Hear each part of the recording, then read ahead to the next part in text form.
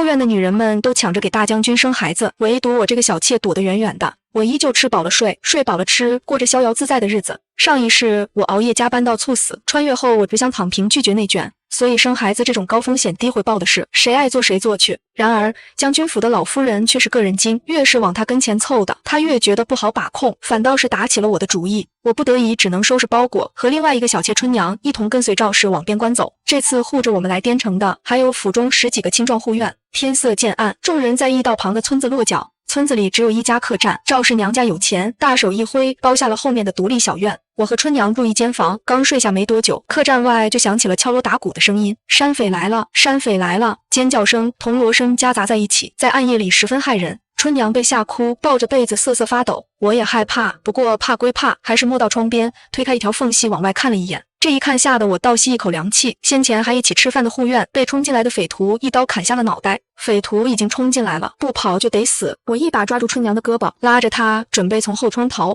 我刚把春娘推出窗外，房门便被人一脚踹开，2名匪徒各持一把长刀冲进来，看见我的时候眼神一亮，哟，是个娇滴滴的小娘子。金哥运气好，这客栈里居然捞到这么多好货。刚才外面那几个小子皮相也好，能卖个好价钱，甭废话，先捆起来带出去再说。我听着2人的对话，暂时松了一口气，只要没有立马把我杀了，总还能找到逃跑的机会。我主动抬起双手，十分爽快地对2个匪徒说：“大哥，麻烦你们绑的时候轻点，我会积极配合的。”2名匪徒打家劫舍多年，还是头一回碰见不吵不闹，直接任由他们绑的小娘子看我的眼神变得怪怪的，心想这小娘子怕不是脑子有病，是个傻的。我被带到客栈前，5、60个凶神恶煞的匪徒将一群肉票围在中间，我被推过去，跌跌撞撞往前倒，眼看要砸在一个年轻人身上，谁知原本的肉店往旁边退了一步，我一屁股跌坐在地上，尾椎骨立刻传来一阵剧痛。我龇牙咧嘴地看向见死不救的肉店，顿时对上一双深邃的眼眸。这肉店长得还真好看，男人身材高大，剑眉星目，隐约可见小麦色皮肤和硬朗有力的肌肉线条。我这3年被圈养在后宅，虽衣食无忧，可精神生活却极度匮乏，已经很久没有见过如此长在我审美点上的帅哥了。许是我的目光过于赤裸，他眉头一皱，嫌恶地扫了我一眼。我后知后觉地反应过来自己行为不妥，赶紧收敛眼神，打量一圈被抓来的人。我没有看见赵氏，想来她是当家主母，护院们肯定全力护着她逃走了。山匪挨个盘问被绑来的肉票，有略识几个字的山匪抓着纸笔，专门负责记录下肉票的年龄、名字等基本信息。家里有钱的他们会去要赎金，家里没钱的就会直接卖给关外的蛮子做奴隶。我一个被人当礼物送到将军府做小妾的，估计将军府舍不得花大价钱来赎我。思忖片刻，我对记录的山匪编造说：“我叫赵小婉，夫君是灵丘城南大街的周百万，他很有钱，还极宠爱我，一定会派人来赎我的。”我琢磨着，只要能在这些山匪送勒索信之前逃出去，就不怕谎言被拆穿。原来是周百万家的。我说这客栈里怎么还有身手这么好的护院呢？再看我身上质量上乘的绸衣，的确像有钱人家的夫人。我蒙混过关，偷偷松了一口气。很快轮到那长得好看的青年自报家门。阿柴24岁，家里有个做生意的兄弟，能出得起赎金，长得好看，声音还这么好听，可惜和我一样沦为了阶下囚。半个时辰以后，山匪们把肉票分开，能换赎金的被关在了一辆大马车里。我最后一个上马车，扫了一圈车上的空位，本能地在阿柴身边坐了下来。阿柴脸色一沉，排斥地往后挪了挪。我不就是多看了他几眼，有必要把我当色胚一样避如蛇蝎吗？怪伤人自尊的。马车跌跌撞撞，半个时辰之后，车里的肉票已经吐了好几个。在古代还能遇到晕车这回事，我的感受也是十分凌乱。空气中漂浮着难闻的气味，我余光看见阿柴冷着一张脸，眉头堆叠成3座高山。我犹豫了一下，从怀里掏出2个自制口罩，口罩是用纱布缝的。我把口罩戴上以后，将剩下的递给阿柴，又小声说：“用这个可以挡挡异味。”阿柴警惕地盯着我，压低声音问：“为什么给我？这年头明哲保身都算不错了，你可别告诉我你会随便对陌生人释放善意。”戴上之后，他眼神变了变，眉头也逐渐松弛下来。马车在一座废弃的山神庙前停下，肉票们被赶进四面漏风的厢房里。这里应该是山匪们的一个据点，破败的门窗都被木板封起来，只留下一个比巴掌稍大的送饭口。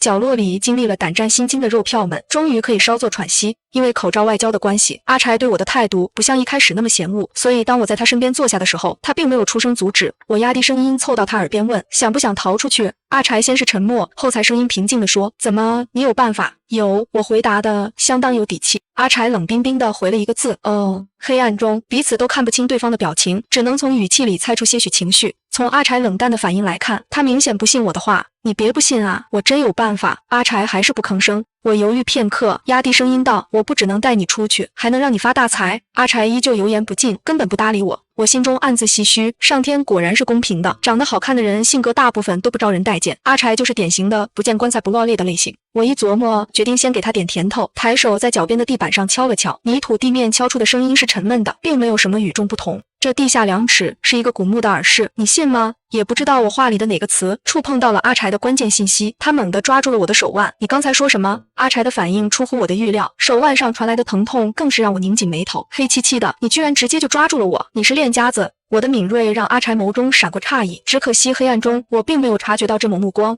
阿柴冷声承认，我的确学过几年功夫。你说这下面有古墓，成功勾起他的兴趣，我的计划就成功了一半。对，所以你要和我合作一起逃出去吗？短暂的沉默后，阿柴终于出声，应了一个好字。我名正言顺地往他的方向挪了挪。我在下马车的时候，顺便观察了一下这座古庙的地理位置。从堪舆学来说，这里不应该是建寺庙的地方。阿柴一怔，堪舆学。我想了想，解释道：“就是你们平常说的风水的意思。”阿柴语气略带意外，年纪轻轻还懂这个。我抿了抿唇，略知一二，不算很懂。阿柴示意我继续说，显然对这个话题有兴趣。我说道：“寻龙千万看缠山，一重缠是一重关，关门若有千重锁，定有王侯居此间。从堪舆学来说，这个位置应该有一座大墓，而现在这座本该有墓地的地方，居然修建了一座寺庙。”我故意卖关子，等阿柴接话头，谁知这青年居然一点反应都没有，冷淡的向我在唱独角戏，真没意思。我兴趣缺缺地继续把戏唱完。修建寺庙的人对这个大墓的主人深恶痛绝，不惜建一座庙宇来镇压他的阴魂。那时候的我完全不知道，于我而言，不过简简单单的几句话，却在青年的心头掀起了怎样的惊涛骇浪。他们费尽千辛，以身冒险这么久，悬而不得的地方，居然被这不起眼的少女一语道破。仅凭下马车时短暂看的几眼地形，就分析出了这么多信息。这叫略知一二，这叫不算很懂。如果屋子里不是这么黑的话，我兴许能发现青年此刻眼中的警惕和杀意。阿柴冷声问：“你究竟是什么人？”这个在客栈里说过了，咱们就不耽误时间重复纠结了，留给我们的时间不多了。我先说说我的计划。我没有回答他的问题，自顾自地说：“我是这样想的，山匪要的不就是钱财吗？那我们就来个利诱。明天一早山匪来送饭的时候，我便告诉他们这下面有古墓，我们佯装带他们寻宝，先进入墓地里，然后再……”我正在自信满满的介绍，谁知道阿柴突然厉声打断我，给了我当头一棒。不行！为什么不行？阿柴缓缓靠近，手中尖锐的匕首已经抵住了我的咽喉，匕首反射的寒光落在我的眸子里，吓得我脸色一白。因为这些山匪不配知道这个大墓的存在。接下来的事情完全出乎我的预料。在阿柴说完这句话以后，角落里那几个青年同时站起身，手里都拿着短刀、匕首之类的武器。阿柴一边控制着我，一边下令发信号让兄弟们攻进来，里应外合，一举荡平这匪窝。好吧，我从这命令里听出了点意思，这叫阿柴的青年应该代表的是，官方看举动是为了剿匪而卧底进来的。在他们被当成肉票押解进山的时候，官方大部队应该是跟在后头，随时准备动手。我好后悔，早知道是这么回事，我就等着被官方营救就好了，何必自告奋勇，建言献策，给自己惹上麻烦。大哥，我刚才说寺庙下有古墓是开玩笑的，我是一等一的良民，开玩笑是我不对，但也罪不至死，你说对吧？我企图强行洗白的举动被扼杀在阿柴似笑非笑的目光里。玩笑不玩笑的，等会就知道了。官方出手果然非同凡响，只听屋子外咣咣锵锵，半盏茶的功夫，战局便结束。结果显而易见，官方队伍以绝对优势胜出。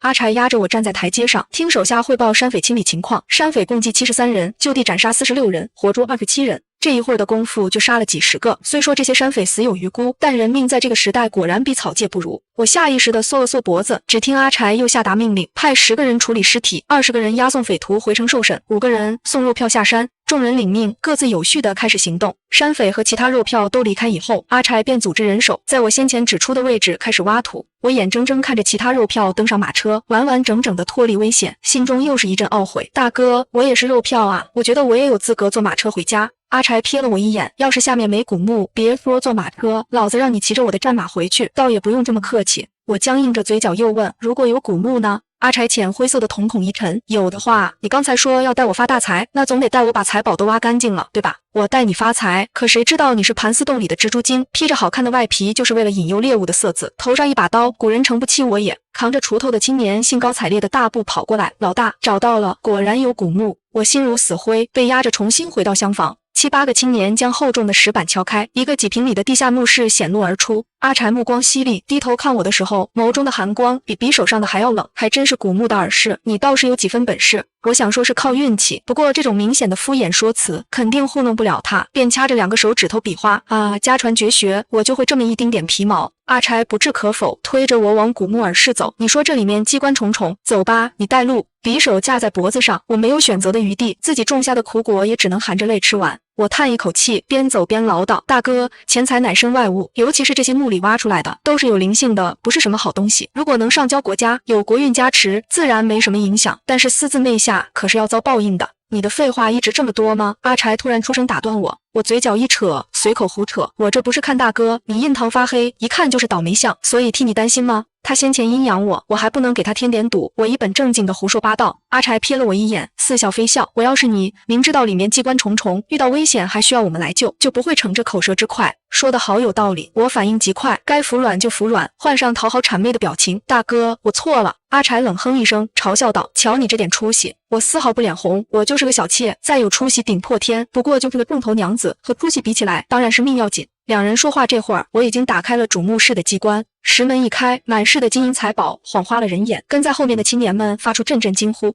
阿柴虽然没出声，但一双眼睛也缀着流光。我小声问：“财宝都在这儿了，我算乖乖完成任务了吧？”阿柴没回应，先安排后面的人搬运财宝，随后弯腰从棺椁旁的地上随手捡起一块玉佩，扔到我怀里，拿着算你带路的酬劳。他说完，已经将匕首放下。我捧着玉佩愣了一下，随即明白过来他的意思。在掘墓这一行里，有个入墓不走空的规矩，进了古墓空手而出，视为大不吉利。阿柴看起来年轻，阅历倒是不少。行了，你要是良民，本将也不会为难你。等一会东西搬完以后，你跟随我们下山。我后知后觉，感情先前他的威逼都是吓唬我的，倒是没想到这个边关小将居然还有这城府。不过可惜了，就是不懂货。我不动声色地将玉佩塞进怀里，装出一副不甚在意的模样，实则心里已经乐开了花。如果被这小将知道他刚才随手扔过来的玉佩是一件怎样价值连城的东西，他怕是肠子都要悔青。我坐在台阶上，看着青年们兴高采烈地将金银财宝搬到马车上，又看了一眼正在听手下汇报的阿柴。果然啊，好男人都上交国家了。这个边关小队不到100人的规模，却个个人高马大，英勇非凡。尤其是阿柴，长得好看，身手好，有勇有谋，浑身上下都散发着成熟男人的荷尔蒙。我很吃这一挂的帅哥，看着实在是眼馋。我甚至在想，他劲装下面肯定有8块硬邦邦的腹肌。许是我的目光过于直接，阿柴似有所觉，回过头来正对上我的贪婪目光。老大，我觉得这姑娘对你有意思。旁边的金木压低声音打趣道。阿柴目光一凝，你有这闲工夫，不如再去墓室里找找。按理说，东西应该在墓室里才对。金木烦恼地抓了抓头发，兄弟们已经找遍了整个墓地，都没找到图纸。你说这云红墓里真有那土？阿柴拧眉，金银财宝皆在，说明这墓没被盗过，可图纸却不翼而飞。再找，就算把墓地翻过来，那东西也绝不能落在漠北人手中。金木正要说话，却听远处响起急促的马蹄声。深更半夜，视野不佳，在这种情况下冒险在山间策马奔腾，必定是急事。果然，一名浑身浴血的青年来不及勒马，直接从马背上翻滚而下。老大，出事了！先前那波押送山匪下山的人出事了，还没到山脚就被漠北的大部队围了。咱们20个人完全不是漠北大部队的对手，兄弟们拼死给我杀出一条路来报信，除了我，兄弟们全死了。青年说完之后，泣不成声。阿柴脸色阴沉，握着长剑的手指尖泛白。他冷声问：“漠北来了多少人？”浴血青年咬牙道：“1000人之众。”我一听，顿时倒吸一口凉气，数了数破庙里的人数，整个人都不好了。我方人数不到100，敌方人数1000，武力悬殊太大。阿柴冷着一张脸，却丝毫不露怯，依旧冷静地下达命令：所有人留下遗书，杀出去就能活，杀不出去那就是命。我穿越过来3年，虽然被圈养在后宅，却也听说过漠北人的凶狠。将军府有个小妾的家人，就是被漠北人杀光的。那小妾说，漠北人进村时，男的就地砍杀，女的掳去做奴隶，当成生育孩子的工具。这年代医学技术落后，生孩子本就是9死1生，所以人口出生率对每个族群都极其重要。我还在想对策，一把长剑突然架在了我的脖子上。我抬头对上阿柴冰冷的目光，与其被凌辱致死，倒不如我先一刀杀了你，既免去你百般受辱，也护住我端朝颜面。我真是谢谢你了，你人还怪好的嘞。阿柴看我眼巴巴的一副可怜样，轻叹一口气，语气缓了缓：别怪我心狠，你若落到漠北人手里，一样会死，而且死状比这凄惨100倍。我听得头皮发麻，眼看他举剑要砍我，怯生生的开口：大哥，我对以少敌多的战术略通1、2，要不我来试试。想起我寻墓定穴的时候也说略通1、2，结果轻轻松松找出了古墓的精准位置。阿柴沉声道：你说。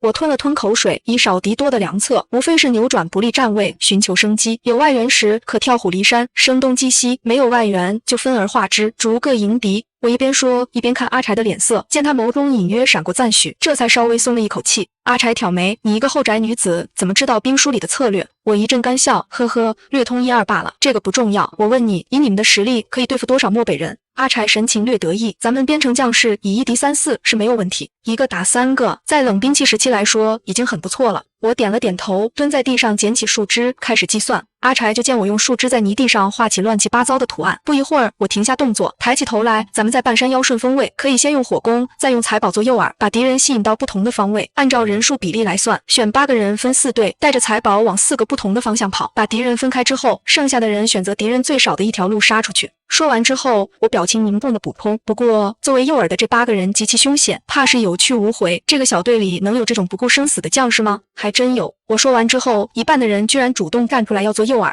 看见众人争先赴死的模样，说不敢动是骗人的。以前只有在影视作品里看见的英雄就义场面，突然出现在眼前，身临其境下，瞬间激发出心底所有的血性。如果在这之前我还是一个旁观者，那么在这一刻之后，我便是真实活在这个陌生时空的人。我看向这群挺拔的青年时，眼眶瞬间开始发红。阿柴选了几名将士做诱饵，又按照我刚才说的方法做相关准备。安排完以后，他折回我面前，从短靴里抽出一把匕首，扔到我怀里。会杀人吗？我抱着匕首，摇摇头。阿柴面无表情，声音冷冰冰的，不会就学。我低头查看匕首，匕首上镶嵌着名贵的宝石，刀刃锐利，泛着鎏金黑光，材质和普通匕首很不一样。阿柴见我抓着匕首在空中比划好几次，差点划到自己，顿时太阳穴突突直跳，小心点，这匕首是给你杀敌人的，不是让你自杀的。我将匕首放回刀鞘，眼珠一转，大哥，如果我们杀出去活下来的话，这把匕首就是我的了吗？阿柴似笑非笑，想要，我点头如蒜。阿柴嗤笑一声，蹲下身，粗糙的手指捏住我的下巴，要不这样，你亲我一下，这匕首我就送你。我立刻瞪大眼睛，还有这种好事，不但能亲薄帅哥，还能得到宝物。我觉得但凡我犹豫1秒，都是对帅哥的不尊重，当即蜻蜓点水般亲了一下，又快又准。我下意识舔了舔唇，还有些意犹未尽。和我的轻松形成鲜明对比的是，阿柴整个人都懵了。他肉眼可见的瞬间红了脸，放大的瞳仁里藏着震惊与怒火。活了20几年，他还是头一次被人这么冒犯，愣是逼的话都说不出来。我察觉到他的情绪，委屈巴巴的解释，是你说让我亲我才亲的，可不能怪我耍流氓。阿柴烦躁的咬着后槽牙，被我对得无法反驳，只能憋着一口闷气，怒气冲冲的转身离开。不远处，金木见他吃亏，本能的想躲，刚转身就被扯住胳膊。阿柴冷冷地说，一会趁乱把那丫头杀了。金木嘴角一扯，硬着头皮说，将军，您刚才不是说那姑娘提出的对敌良策和您不谋而合，是个人才，您还说图纸没找到，这姑娘会定穴寻路，留着她还有用。话是他说的没错，可这口气他着实忍不下去。金木语重心长的劝，将军一个大老爷们儿被姑娘亲一口，多大点事？他话没说完就被阿柴犀利的目光打断，缩了缩脖子，话锋一转，将军，难不成你以前没和姑娘亲过嘴？应该不能吧？金木好奇的心思赤裸裸地写在脸上。阿柴眉头一皱，胡说八道什么？老子后院17、8个女人。金木歪头一想，倒也是，将军府里那么多小妾，将军肯定身经百战。那当然。阿柴说完，手劲一松，打发道，行了，去准备迎敌吧。金木立刻开溜，唯恐慢上半步，又被殃及池鱼。他前脚一走，阿柴脸上的表情就彻底阴沉下去。那17、8个女人，他压根连看都没看过。不过这话他不能跟下属说，有损男人雄风。他抬手擦了擦嘴，忽略唇间残留的温润触感，忍不住回头往我的方向看去。死丫头，不知是真不懂还是假不懂，他就开个玩笑而已，他还真敢上嘴。战火燃起来之后，被风一吹，很快以一种疯狂的姿态向山下蔓延。这是我第一次经历古代战场，虽没有现代战争爆炸后的毁灭般冲击，但长刀所到之处，鲜血飞溅之时，依旧让人心生畏惧。阿柴弯腰将还在发愣的我拉到马背上，没有同城的浪漫，我被当成货物一般横放在他身前。我头朝下，根本看不清周围的情况，只知道身后的人杀敌动作干净利落，一刀一个漠北人，宛如杀神转世，威武到了极致。一抹鲜血劈头盖脸浇下来，我啐了一口唾沫，挣扎中抬头瞥了一眼阿柴，火光映在他的脸上，眉眼细粒深邃，丝毫不见怯懦，只剩下向死而生的坚毅。很多年以后，午夜梦回时，我还清晰地记起当时那个画面，浴血拼杀的将士，心怀信仰，勇往直前。阿柴一行人势如破竹地闯进漠北人的队伍里，足足砍杀了半个时辰，才冲出了包围圈。马儿不知跑了多久，直到天光微亮才停了下来。刚一停下，身后的人就从马背上滚落，摔在草坪里，发出砰的一声巨响。我这才有机会看过去，只见阿柴一身衣裳都被鲜血浸透，不知是他的还是漠北人的。他闭着眼睛，不住喘气，似乎是累极了。原本100人左右的小队，如今只剩下不到50人。冲出来的将士们没有逃生后的喜悦，全都阴沉着脸。我知道他们是在为死去的同胞难过。摔在草坪里的阿柴缓了一阵后坐起身，视线落在远处的山巅，日出带来的朝霞将天地染成最绚丽的色彩。他没有说什么痛哭流涕的感言，直接抬手将长剑插进泥土里，然后重新翻身上马。队伍再次开始前行，我趴在马背上，看向那把留在这片土地上的长剑。那时候我还不明白他为什么要把剑留在这里，直到3年以后，他踏破漠北人的王庭后，专程来这里收回了这把剑，我才知道，原来这把剑是他立下的报仇誓言。距离边城很近的一个小镇上，队伍终于能够停下来休整。小镇不大，客栈的房间不算多，我是队伍里唯一的女人，却没有享受到性别的优待，被安排和阿柴同住一个房间。房间里，我和阿柴大眼瞪小眼，咱们孤男寡女同住一间房，不合适吧？阿柴嘲讽地笑了，你先照照镜子。他说着走向屏风后，很快屏风后传来沐浴的水声，我一脸茫然地愣了愣，走到窗边的铜镜前，当看清铜镜里那个满脸脏污比怪物还难看3分的自己时，我懂了他刚才的嘲讽，他的意思是在他眼里我不算女人。我十分不服气，怒气冲冲地走到屏风跟前。我现在是脏了点，但洗干净了还是能看出是女人的。我倒是无所谓，不过一个小妾而已。倒是你，好歹是个小头头，回头被人传出风言风语，说咱们端朝的将士作风败坏，吃亏的不还是你？屏风后的男人一直没出声，隔了好一会儿，换了一身干净布衣的他，一边系腰带一边走出来。他看都没看我一眼，绕过我走到门口，拉开房门才说，其他兄弟们是8个人睡一间房，你不跟我住就去跟他们挤，我没有意见。我一张脸黑不溜秋的，只剩一双眼睛还算干净，撇撇嘴小声问，没有其他选择吗？阿柴闻言缓缓关上房门，来到我面前，居高临下的看着我，亲我的时候不是很主动吗？怎么现在怕了？谁怕谁？我本能的反驳，硬着头皮去屏风后洗漱，你等着，本姑娘洗干净了就来收拾你。耍嘴炮，谁怂谁是王八蛋。我洗漱完之后，在屏风后磨蹭了很久，才鼓起勇气出来，已经做好了认怂的准备，毕竟认怂和吃亏比起来，还是认怂更有性价比。不过阿柴连认怂的机会都没留给我，因为他已经睡着了。他眉宇间的疲惫和警惕都消散了，手里还握着那把镶满宝石的匕首，似乎只要有任何风吹草动，凭借身体的本能反应也能和敌人抗争。这种人无论何时何地都很可怕。我收回视线，不敢去招惹他，转身走向窗边的软榻。坐在软榻上，我从怀里拿出那块玉佩，这是阿柴在墓地里随手捡起来扔给我做酬劳的。当时情况紧急，只匆匆看了一眼，现在才有机会对着烛光仔细观察。我越看越心惊，指尖不断在玉佩上摩挲，果然没看错，还真是嵌合玉。嵌合玉不是玉的一个品种，而是一种制作玉佩的工艺，用特殊工具将外面的玉层打开后，就能得到里面真正的东西。能用得上嵌合玉这种工艺的，里面的东西肯定不一般。只可惜，如果没有合适的工具，凭蛮力强行打开的话，里面的东西就会被销毁。我忍下想要立刻知道里面是什么的好奇心，依依不舍地将玉佩放回怀里，只有等去城里找到工具之后，再来打开这个宝贝了。天光微亮的时候，率先醒过来的是床上的阿柴，他猛地睁开眼睛，带着一身戾气坐起，这才惊觉自己居然睡了一整个晚上。他记得自己听着屏风后传来的水声，本想等那丫头出来之后再吓唬吓唬他，没想到居然不知不觉睡着了。对于他来说，在一个陌生人面前熟睡是一件非常危险的事。这样想着，阿柴起身来到窗边，软榻上的女人睡得很不雅观，小毯子已经被踢到了地上，一只脚还嚣张地搭在了旁边的窗台上，白嫩的脚丫子趁着晨光比他家中那块传世的羊脂玉质感还要温润。阿柴浅灰色的瞳孔一沉，弯腰捡起地上的小毯子，他本想将小毯子扔过去盖住我的脚，犹豫一瞬又改了主意，直接砸在了我的脸上。我睡得迷迷糊糊的，感觉脸上被什么东西砸了，一把扯下盖在脸上的毯子，怒气冲冲地看向罪魁祸首，你扔我毯子做什么？想闷死我是不是？阿柴似笑非笑地瞪了我一眼，说出来的话异常刺耳，粗鲁庸俗，还恶人先告状，把你这丑陋的嘴脸遮盖起来，果然是正确的选择。我一个小娘子到底哪里惹到他了？他对我有这么深的成见？恶人先告状，我认了，可粗鲁庸俗，我是坚决不会承认的。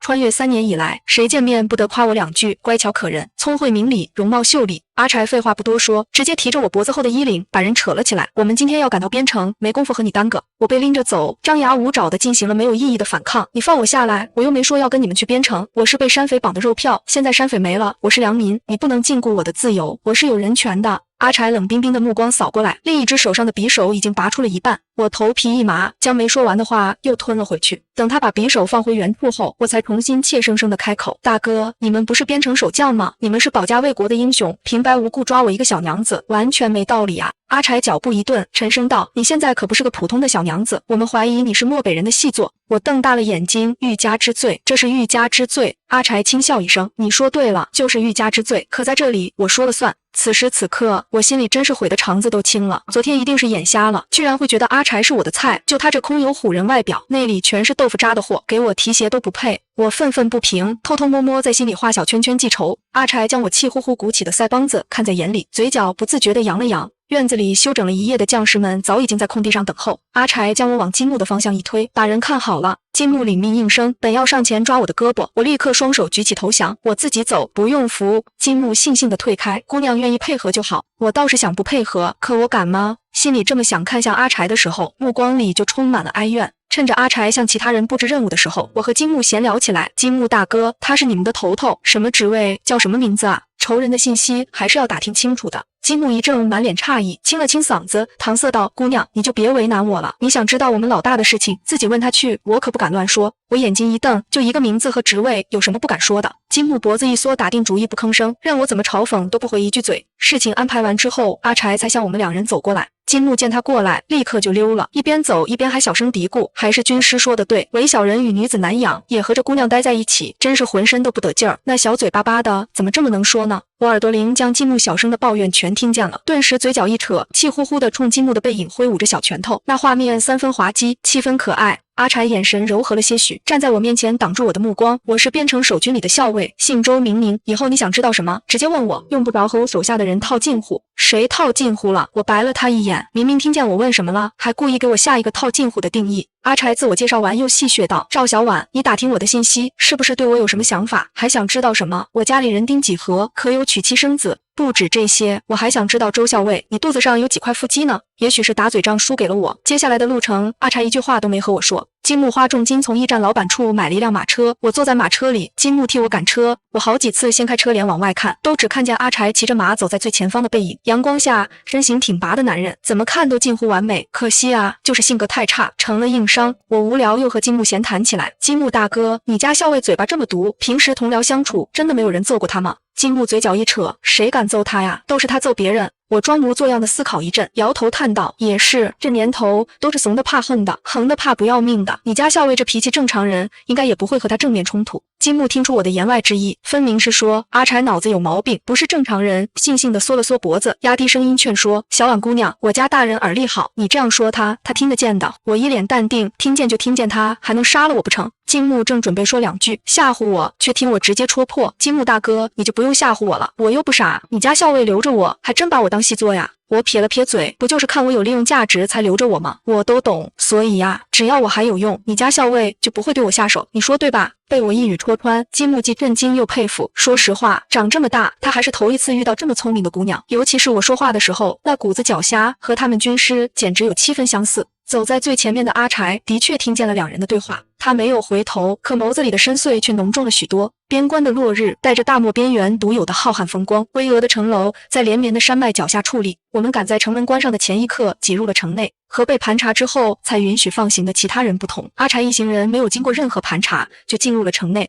其他人径直前往驻地。阿柴带着金木和另外几个兵士，押着我的马车来到一个偏僻的院子。这是一个2进2出的院子，不算大，却五脏俱全。管事的是个头发花白的老嬷嬷，听阿柴叫她哑婆，人如其名，口不能言。阿柴没有下马，只握着马鞭，抬手指了指我的方向，吩咐道：“派几个人守在院子周围，这段日子不能让他出院子，除了不能出院子，其他的他有什么需求都可以依他。”哑婆点点头，又比划了几句手语，也不知道他说了什么。阿柴先是怔住，随即脸色不正常的红了，还意味深长的看向我，眼中闪过一丝戏谑，随即向哑婆回了一阵手语。哑婆又惊又喜，连连拍手，似乎是在替他高兴。我不懂手语，眼睁睁看着这两人在我面前交流着我不明白的信息。不过我有种预感，以阿柴的尿性，多半没憋好屁。金木跟着阿柴走了，剩下4个兵士自动退到了院子外把守。院子里只剩下哑婆，哑婆友善地冲我露出笑容，伸手不打笑脸人，更何况是个残疾的老婆婆。我即便对阿柴不满，也不好发泄在这样一个面带善意的老人家身上。哑婆领着我到了一间厢房，又从柜子里拿出了崭新的被子枕头。被子材质柔软，是上等的蚕丝，就是颜色带着喜庆的红。被子上方还绣着一对对欢喜的鸳鸯。哑婆，这怎么看起来是喜被啊？我有些为难，我一个小妾用这花样的被子不合适吧？哑婆，有没有素净点的被子啊？我也不知道哑婆能不能听懂，只能自顾自地说着，祈祷着她只是口不能言，耳朵能听见。谁知现实总是往最残酷的方向发展。哑婆指了指自己的耳朵，又摆了摆手，示意自己听不见。我苦着一张脸，又尝试指了指被子上的鸳鸯图案，比划着这个不好，不适合我。哑婆脸上带着笑，对着我连连点头，又竖起大拇指，完全是鸡同鸭讲，根本无法交流。周宁，你够狠！我放弃挣扎，只能自我安慰，只是被子而已，往身上一盖就是御寒的工具，没有什么实际意义。除了不能出门以外，我在这个小院住下之后，居然十分适应。哑婆是个能干人，尤其擅长厨艺，做出来的饭菜比将军府那个老厨子要好吃100倍。哑婆还格外热情，似乎使出了浑身解数，将我照顾得面面俱到。我每天早晨睡到自然醒，哑婆就会为我送来香喷喷的早饭。吃完早饭之后，哑婆会领着我去后花园里消食。原来这院子里除了哑婆之外，还养着7、8个年龄在5岁到11、2岁之间的孩子。孩子们正是爱玩的年纪，也不认生，再加上哑婆不知道跟他们怎么交代的，这些小孩对突然住进来的我完全没有排斥，还十分热情。但凡我一出现，孩子们就会围过来和我玩。和孩子玩累了，还有书房里上千本画本供我打发时间。几天下来，我似乎又回到了将军府的悠闲时光，除了不能离开这座院子，这样的日子我挑不出丝毫毛病。边城军营的教场上，指挥着将士们练了一天阵型的男人，才收回佩剑，大步往营帐方向走。他取下头盔，露出坚毅俊美的脸庞。如果我在这里的话，一定能认出来，这个穿着大将军铠甲的男人，正是我口中那个性格有硬伤的小校尉阿柴。周宁是他随便取的名字，他真名沈玉，乃端朝唯一异姓王沈莲的次子。金木举着一个水壶递过去，沈玉接过后，拔掉塞子，仰头喝了半壶水，忽然想起什么，脚步一顿问：“那丫头这几天什么反应？”金木满脸犹豫，似乎在斟酌说辞：“大将军，你要听实话吗？”呵，沈玉目光一沉：“你要想再去校场上练2个时辰，也可以说假话。”